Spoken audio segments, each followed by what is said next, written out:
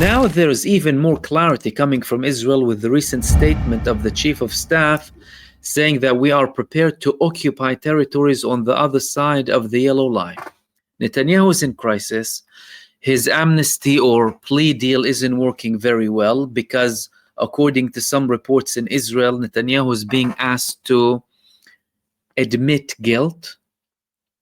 So he needs to admit that he was wrong for him to get a plea deal, but he's saying that's not going to happen. I'm not going to admit anything.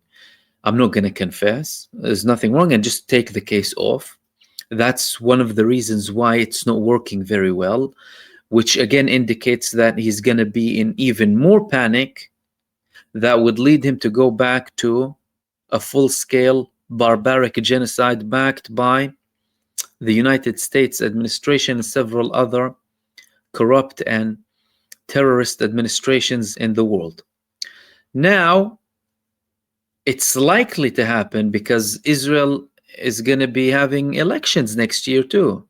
And Netanyahu doesn't want to put himself in a position where he's reaching the elections without having the plea deal or amnesty or pardon, whatever it is. I mean, the American president, Donald Trump, he asked the Israeli president to pardon the prime minister / war criminal Netanyahu. But Netanyahu doesn't want to admit anything. That would push Netanyahu to escalate further. And this time it could go beyond Gaza. Iran is reading all of the map. Iran understands very well that they're dealing with treacherous, arrogant, violent administrations, both in the United States, Israel, and in some European countries too, built on supremacy and arrogance and hostility towards other nations.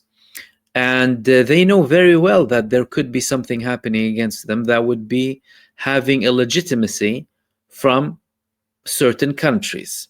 Let's not forget that when Iran was perfectly legally responding to the pedophile genocidal state of Israel's attacks on it, some European countries were telling Iran to stop, like the British Prime Minister told them, oh no, don't escalate and don't escalate.